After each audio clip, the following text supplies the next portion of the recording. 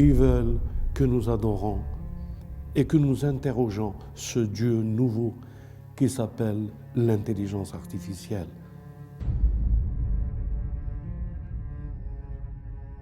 Aujourd'hui, comme vous le savez tous, ils sont arrivés à multiplier par l'intelligence artificielle le savoir, l'homme augmenté, l'enfant qui est développé. Ils arriveront à mettre quelque chose qui contrôlera ce qu'on appelle l'intelligence et qu'il s'insérera au fur et à mesure d'avoir tous les données. Vous ne pouvez pas vous imaginer un tel monde, ce que c'est qu'un tel monde. Vous essayez graduellement à comprendre où c'est que vous êtes et ce à quoi il nous prépare. Déjà, ce que nous avons comme renseignement, comme apprentissage, comme découverte, ce que nous découvrons par les moyens tout simples, de l'analyse, de l'intelligible, nous sommes noyés par l'information. Nous sommes noyés par le savoir de cette information et vous verrez, sans que vous vous rendez compte, qu'une personne non religieuse, qui n'a pas fait d'études religieuses, qui n'est pas inspirée, guidée vers la parole, le livre, qui ne passe pas sa vie à la réflexion du livre et de la recherche, vous verrez qu'aujourd'hui, les moyens que nous avons dans la recherche, n'importe qui peut prétendre à la connaissance. Je dis bien peut prétendre. Il donne la capacité à toute personne d'être ce qu'il n'est pas. Je donne un exemple. Quelqu'un qui n'a jamais fait de biologie, quelqu'un qui ne connaît pas les virus, quelqu'un qui... ce quelqu'un, on lui donne le moyen d'être lui aussi un professeur, sans qu'il ait jamais étudié les molécules, les virus, etc., etc. Il parle parce qu'il a vu une vidéo, il a vu quelqu'un parler, il a vu sur son smartphone, sur les moyens qu'il a d'avoir l'information, et il se prend pour un professeur de cela. Tout le monde aujourd'hui, par les informations que nous avons, par les messages que nous recevons, par les moyens de communication que nous avons, tout le monde a entre ses mains le savoir pour prétendre qu'il sait.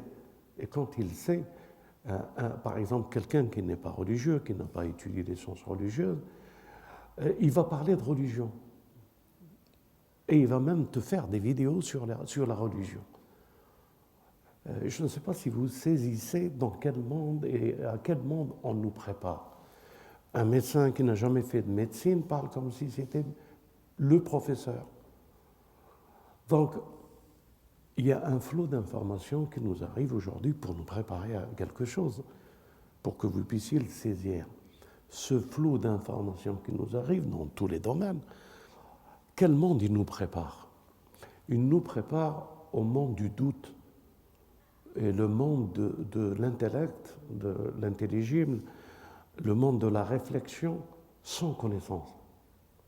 Il nous prépare tous à ce que nous soyons indépendants et dans cette indépendance gérée par des algorithmes, les informations nous arrivent, beaucoup d'informations. Et ce beaucoup d'informations qui nous arrivent parce que nous avons étudié où nous recevons ces informations, nous croyons permis de rentrer et de développer n'importe quel domaine. Et de ce n'importe quel domaine fait de nous quelqu'un qui est augmenté par le flux d'informations que nous avons.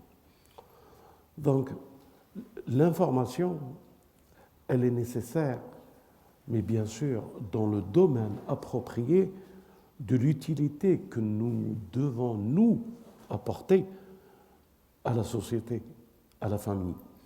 Donc, on peut être ingénieur dans son domaine, mais dans son domaine, un ingénieur, c'est l'ingénieur. Ce n'est pas tout le monde ingénieur, parce qu'ils ont lu un livre. Un judoka, c'est quelqu'un qui a pratiqué le judo. Ce n'est pas quelqu'un qui a lu un livre de judo pour qu'il ait ceinture noire. Donc aujourd'hui, tout le monde est judoka, tout le monde est savant religieux, tout le monde est physicien, tout le monde est médecin, tout le monde te parle du virus, tout le monde, tout le monde. Et ça fait un flot d'informations parce qu'on se prépare, pour ne pas dire il nous prépare à quelque chose. Donc, quel est l'intérêt de ce que je suis en train de dire? Aujourd'hui, nous parlons et nous posons un problème. Est-ce que l'intelligence artificielle est utile et dans quel domaine elle sera utile, si elle sera utile? Et le combat que nous menons, c'est un combat contre la science qui s'impose, mais pas qui s'impose dans le domaine de te pousser à une science de réflexion, tadabbaru, tafakkaru, de recherche et de réflexion, que l'islam, le Coran, la chrétienté, le judaïsme, nous invitent dans les signes de Dieu à méditer. Mais dans les signes de Dieu, c'est-à-dire Dieu a pourvu pour nous toute chose, toute connaissance. Il l'a mis entre nos mains. Et ce livre béni, en lui, il fournit toutes les réponses. Mais bien sûr, toutes les réponses, ce n'est pas n'importe qui peut avoir les réponses. N'importe qui doit trouver la possibilité de s'approcher des savants, des hommes religieux, des gens qui ont l'intuition, qui élèvent, qui méditent, qui réfléchissent, pour essayer de comprendre. Je dis bien essayer de comprendre. Et ceci, aujourd'hui, les écoles qui prétendent être des écoles religieuses et qui ont tous les droits de prétendre à ce qu'ils prétendent, c'est parce qu'ils ont eu un flux de réflexion dans la recherche de leurs études qu'ils se sont séparés. En somme, les écoles et la multitude dont Dieu et son messager dit qu'il y aura 73 écoles à la fin des temps et qu'il n'y a qu'une qui réussira, c'est de ça que je parle. Que tous qui ne sont pas appelés à être ce que nous devons être et qu'ils se permettent de parler de l'islam, comme ils se permettent de parler de la médecine, comme ils se permettent de parler de la physique, ils se permettent de parler de la métaphysique, et qu'ils se permettent de s'approprier ce qui n'est pas leur domaine. Et ils te feront des écoles. Et bien sûr, ces écoles se multiplient, mais vous vous rendez compte que ces écoles ne sont là pour se multiplier que pour se diviser. Je parle de ça parce que c'est le but des algorithmes, c'est le but de l'intelligence artificielle, de multiplier soi-disant le savoir, mais de diviser le savoir pour arriver à ses fins et lui remettre notre destin. Cela ne paraît pas, mais notre combat, le combat contre l'intelligence artificielle et les algorithmes et ce à quoi nous préparent pour nous augmenter, pour nous différencier, pour nous approprier, ceci est la base même de la division des humains, la base même du contrôle des humains. Et Belkis disait à son temps et à son époque, les rois, les royaumes, quand ils pénètrent un territoire, ils divisent. Ils divisent et ils abaissent les populations. Parce que le pouvoir est toujours, pour qu'il puisse être, il faut qu'il disperse.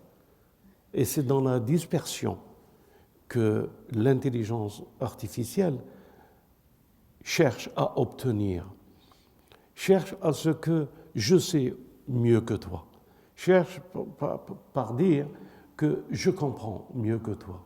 J'ai reçu l'information plus que toi. Et vous verrez des gens s'approprier des langages et par des réflexions, par des algorithmes, par cette intelligence artificielle, par les ordinateurs, par tout le développement que nous connaissons à ce siècle et cette civilisation qui prépare la plus grande division. Et dans l'islam, on appelle ça le fitna. Le fitna est la chose qui disperse les croyants, la chose qui s'impose aux croyants par un pseudo-savoir, le savoir qui éloigne. Mais le savoir qui éloigne en se donnant une prétention. Parce que les gens, aujourd'hui, en éloignant nos imams, en éloignant les enfants du messager, la maison de la prophétie, c'est uniquement une histoire de pouvoir prendre ce qui n'est pas à eux et de pouvoir en dispenser et de pouvoir penser qu'ils sont à la source de la science parce qu'ils pensent que le livre leur est ouvert comme il est ouvert aux prophètes. En somme, tous les récits du Coran, quand un prophète arrivait vers une nation et que nous regardons ce récit venant dans un monde et dans une société pour essayer de la rassembler, ce monde et cette société le rejettent parce qu'elle pense qu'ils ont déjà la chose la plus simple, d'autres divinités. Et les d'autres divinités qui divisent chaque tribu, qui divisent chaque clan, qui divisent chaque partie. En somme, aujourd'hui, l'intelligence artificielle, c'est ce qu'elle nous propose. Et par les choix que nous pensons, nous, à travers elle, faire ou découvrir ou apprendre, et les personnalités qu'elle développe, ce ne sont que des diversions, ce ne sont pas la réalité. La réalité se trouve lorsque les hommes s'unissent et qu'ils comprennent le degré et le niveau de ce que peut être un humain à leur ressemblance. Et j'ai toujours trouvé extraordinaire ces gens d'Asie, ces bouddhistes, ces gens qui se trouvent en Asie. Et je les regardais avec curiosité, parce que quand ils se rencontraient, ils font comme ça. Et je dis, mais pourquoi ils font comme ça? Et tout le monde se fait comme ça. Eh bien, ils ont raison. C'est ça, que tout le monde se reconnaisse, qu'ils reconnaissent le divin qu'il y a chez l'autre, et que c'est devant ce divin. C'est une philosophie, c'est une révélation adaptée à un esprit, mais leur façon d'englober tout chez l'autre, l'autre a en lui le divin et il mérite le respect, c'est extraordinaire. Ça mérite respect. Et c'est pour ça qu'il faut introduire toute l'humanité dans le respect de ce qu'elle a de plus beau chez l'homme. Et l'homme, s'il est regardé en tant qu'homme et respecté, alors l'agriculteur fera le meilleur de lui-même pour nous donner les fruits et tout ce qu'il produit. Et tous les métiers se valent parce qu'ils construisent une société, une humanité. Mais le monde qui se prépare, on cherche à nous isoler, on cherche à s'accaparer de l'intelligence artificielle pour que cette intelligence artificielle fait le labeur et l'amour de la terre qui était par les gens, les agriculteurs, qu'il disparaît par une industrie. Et la civilisation industrielle, les machines qui balayent les hommes. Aujourd'hui, les agriculteurs pleurent parce qu'ils n'arrivent plus à rester dans la voie qu'ils se sont donnée. Alors on leur impose une autre attitude pour nourrir leurs enfants. On leur impose un autre état d'être et d'évoluer vers l'industrie et d'évoluer après l'industrie vers l'intelligence artificielle. Et l'intelligence artificielle, on est en plein dedans. Les industries, vous verrez, petit à petit vont disparaître parce que c'est les robots qui prendront le rôle, parce que c'est l'intelligence artificielle. Alors, ils nous préparent au chaos de l'information, au chaos du désespoir, mais ils nous préparent avec des salaires universels. Ils font en sorte pour canaliser encore les humains et vous verrez petit à petit ce qui nous reste d'humain, ils vont essayer de nous l'enlever. Et c'est cette alerte que nous disons stop. Il est temps que nous nous reprenions en charge, que le religieux prend le domaine du religieux et défende l'esprit de la révélation qu'il a, qu'ils soient chrétiens, juifs ou musulmans, bouddhistes, qui prennent leurs responsabilités pour leur communauté et qu'ils alertent que nous ne sommes pas les seuls à alerter du danger de l'intelligence artificielle. Qu'est-ce qu'ils ont, ces religieux, à détourner le regard devant une réalité qu'on est en train de changer un monde. Nous nous sommes adressés dernièrement à cette cité, mégacité, ETEC comme ils l'appellent, de Neom pour interroger et s'interroger. Mais nous sommes les seuls à le faire. Et pourquoi les religieux ne prennent pas leurs responsabilités? Alors on s'est dit qu'il faut imposer aux religieux d'être dans l'aspiration de la spiritualité qu'ils ont, qu'ils soient ce qu'ils soient, mais qu'ils comprennent les affinités que l'intelligence artificielle, elle est artificielle. C'est pas de l'inspiration, c'est pas le Messie, c'est pas le Mahdi, c'est pas le messager, c'est pas Moïse. Donc, qu'il redonne cette dimension à tous et à toutes de prendre la responsabilité. Nous avons et nous sommes en train d'alerter tous les responsables religieux, qu'ils se déterminent dans quel monde nous allons laisser nos enfants, qu'ils prennent leurs responsabilités, que nous ne soyons pas seuls à lever cet étendard de justice et de vérité pour le futur de notre humanité. À vous, au pape, de prendre sa responsabilité pour les chrétiens catholiques, aux orthodoxes, à la Russie orthodoxe de prendre ses responsabilités. Et je crois que son président a pris ses responsabilités en alertant que l'Iran prenne ses responsabilités et pointe du doigt l'avenir et le futur de cette intelligence artificielle. Bien entendu, il y a des priorités de sécurité pour la nation et pour toutes les autres nations. Quand ils plongent dans cette intelligence artificielle et qu'ils maîtrisent les drones, ils maîtrisent pour leur défense et que les pays autres aussi. Mais pourquoi encore se méfier des hommes qui se méfient entre eux et qui se préparent à l'irréparable?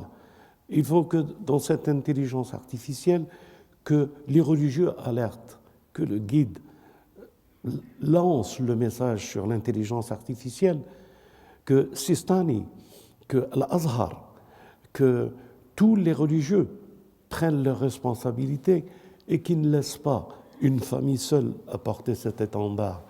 Mais nous le ferons, même si vous ne prenez pas vos responsabilités. Nous sommes choisis ici, en Occident, pour faire briller ce soleil dont parlaient nos imams et le prophète, qu'il se lèvera en Occident.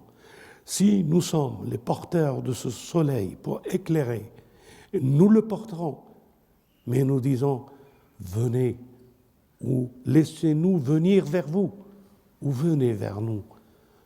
On n'a que le souci majeur de l'homme. On n'a que le souhait de servir ce Créateur, ce Maître de l'univers.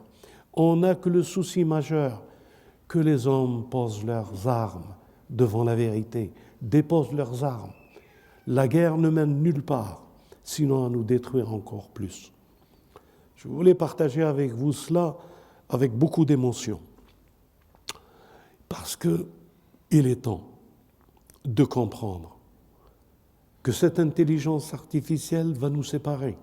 Vous verrez, elle séparera l'enfant de sa mère et sa mère de son père, et chacun sera dans un coin en train de recevoir de ce Dieu nouveau qu'ils ont créé les directives qu'il doit prendre pour sa journée, sa semaine et son mois, son année et sa vie. Ils veulent que nous adorons et que nous interrogeons ce Dieu nouveau qui s'appelle l'intelligence artificielle. C'est ça le fitna. Et c'est ça que nous voulons avertir. Nous n'attendons rien que de la miséricorde de Dieu, le pardon, et de se préparer dans notre famille à vivre ses commandements et sa miséricorde. À vous tous, je prie Dieu pour qu'il nous unisse plus, qu'il nous pardonne nos fautes par le malin. Il nous a tous attirés dans un coin. Il nous a tous autosuggestionnés à commettre des égarements. Mais aujourd'hui, l'égarement est grand. Unissons-nous. Que la paix soit avec vous.